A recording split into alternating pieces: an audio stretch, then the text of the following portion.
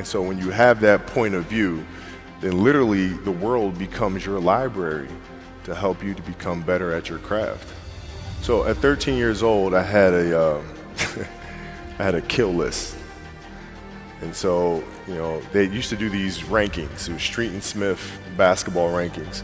And I was nowhere to be found because I was like 6'4", scrawny, like 160 pounds soaking wet. So I was like 57 on the list.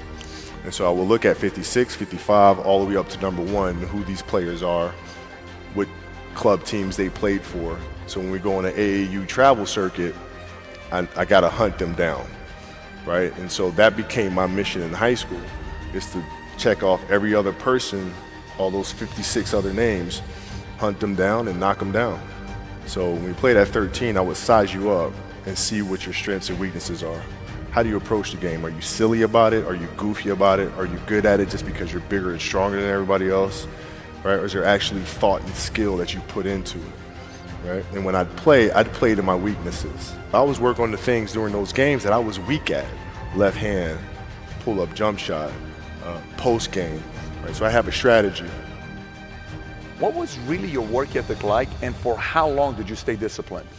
Well, I mean, every day. I mean, since 20 years. I mean, it was an everyday process and trying to figure out strengths and weaknesses. For example, jumping ability. My vertical was a 40, it wasn't a 46 or a 45. My hands are big, but they're not massive, right? So you got to figure out ways to strengthen them so your hands are strong enough to be able to palm a ball and do the things that you need to do. Quickness, I was quick, but not insanely quick. I was fast, but not ridiculously fast, right? So I had to rely on skill a lot more. I had to rely on angles a lot more. I had to study the game a lot more. And but I enjoyed it though. So like from the time I can remember when I started watching the game, I studied the game and it just never changed. What does losing feel like to you? It's exciting.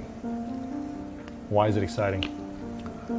Because it means you have different ways to get better. There's certain things that you can figure out that you can take advantage of, right? Certain weaknesses that were exposed that you need to shore up, right? So it was exciting. I mean, it sucks to lose, right. But the hardest thing is to face that stuff.